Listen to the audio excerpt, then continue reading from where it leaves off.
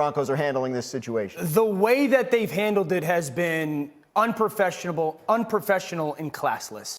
Listen, if you want to bench him, you're absolutely entitled to do that, both as the head coach, general manager, and the owner of the football team.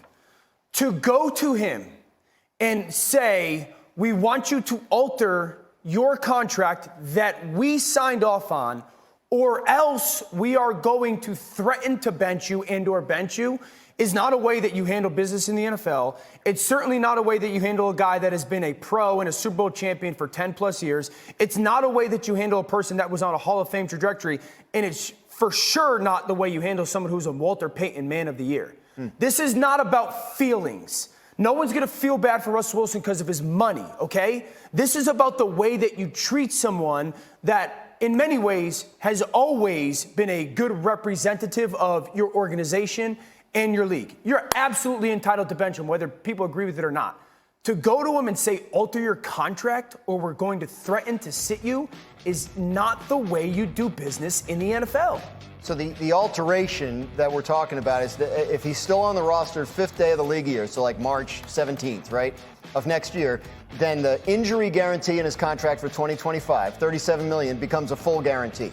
So they didn't want to have to worry about, can he pass a physical by March 17th? So can we push back the date, right? So it gives us more time to figure stuff out. That's what they were talking about when they go to him to alter the contract. They weren't trying to take money away from him, right? It was more about that. All right, I'm just making sure that people know what we're talking about. You disagree? Absolutely, and here's why. By the way, the underreported aspect of the story, guys, is the extension, ironically, kicks in next year. He would have been a free agent. So, Dan, if you're a player and I'm in the Denver Bronco front office and we say, hey, here's this piece of paper. It's going to guarantee $124 million. Within that contract, we have optionality, and 100% of the time, players, coaches, whomever, we have a responsibility to do what's in our best interest.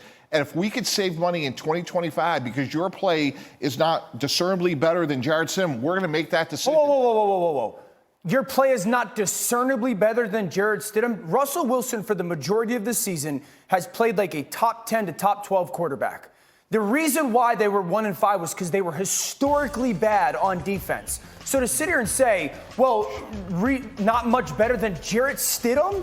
We have no idea what Jarrett Stidham is. But Sean Payton is saying that I believe I can get as much out of or close to Jarrett Stidham as fine. Right. So I'm going to be held accountable by the Walton family by this decision. So what I'm doing is in the best interest of the Denver Broncos. Hard stop. That's fine. And we're going to pay you a lot of money because we have that obligation, but we have a responsibility. But and in my opinion, here's what I don't like a lot. What I've heard is, well, Russell Wilson, no one feel bad for him. He's still getting his money. Just because you pay someone X amount of dollars doesn't mean that you can undercut them and undermine how you treat them.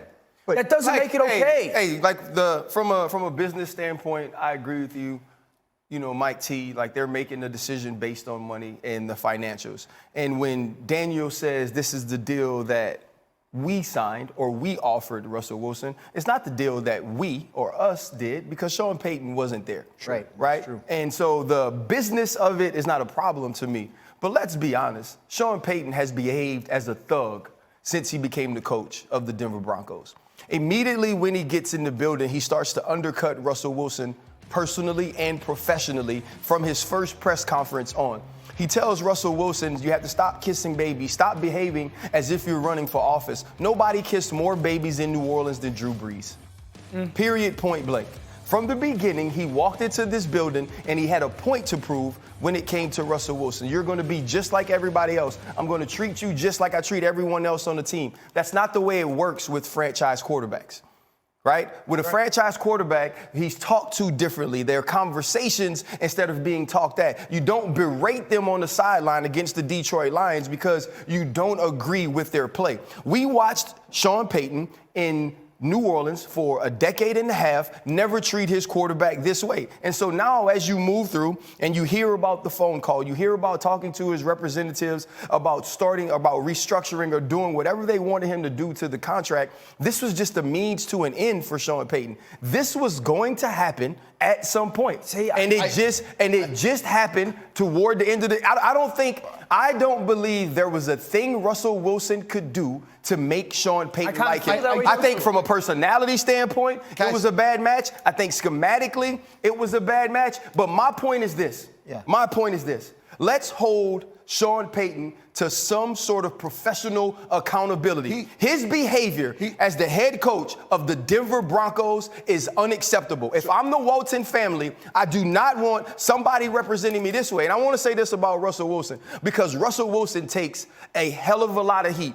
The humility that Russell Wilson has shown, the professionalism that Russell Wilson has shown inside of that building while being treated that way by that man, all I got to say to Sean Payton is you lucky you had the right one.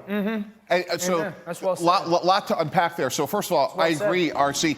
I've been saying all spring and summer that this was going to happen. Sean Payton was coming in and playing with house money. If it worked with Russell Wilson, I'm a genius. I know how to coach quarterbacks. If it doesn't, I didn't make the mistake. So I figured this was going to happen. He moved on from Randy Gregory, Kareem Jackson. He's blowing up the whole building. So to me, like, this was inevitable. As it relates to Russell Wilson, he will be, to me, Baker Mayfield 2.0. He'll have a chance to start someplace next year. And as it relates to how he's treating players, RC, we talked about it every day when I was with the Dolphins or the Jets, which is not only the Walton family, but the player community. That's what free agency is all about. If people don't want to go there, that's the ultimate check and balance within our system, is if players feel like they're not being treated fairly within the system, they're not going to sign there. I said it. I don't know if Dan was on that day. I questioned. I was like, is Travis Kelce the same? I was with you. Yeah. Yeah, and you know, when I did it at that point, it was extremely early on in the season, but everyone was talking about the other pass catchers, and I was saying that Travis Kelce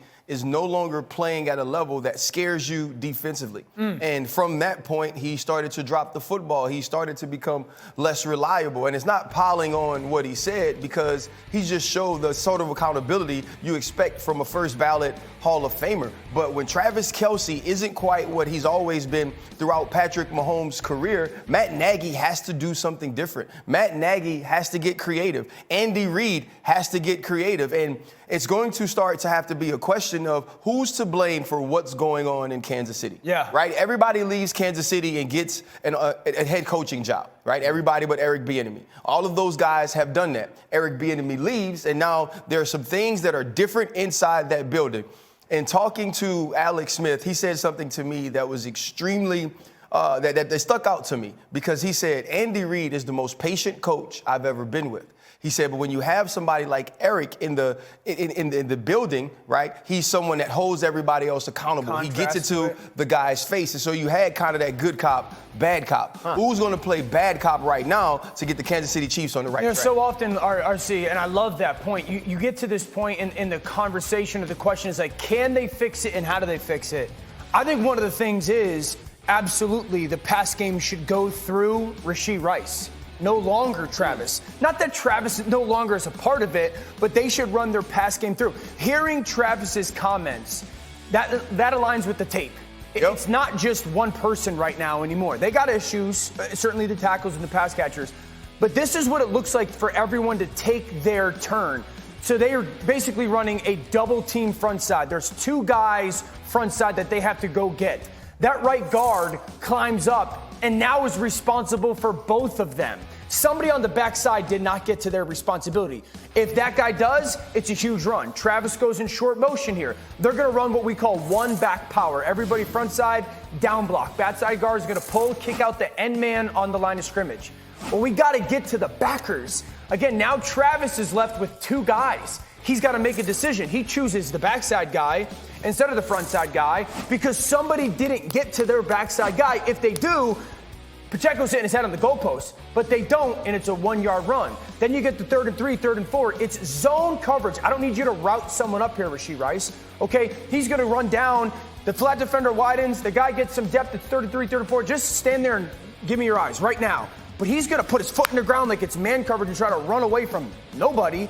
And then you see that interaction between him and Patrick are like this and that. That's what it is right now. Again, tackles have issues. There are drops. One play, 10 guys do it right. One person makes the mistake. It's a 1 yard gain. The next play, 10 guys do it right, another person or a new person doesn't do it right, 2-yard gain. Next play, 10 guys do it right, and a new person takes that responsibility of messing the play up.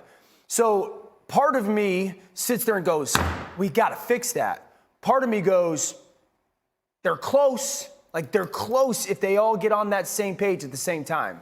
This is a team that's hosted, the last 5 AFC championship games, right? Like, it's week 17. If this is all going on in week 2, they have time to fix it. But right now, do they? No, they don't. And their problem is much more fundamental than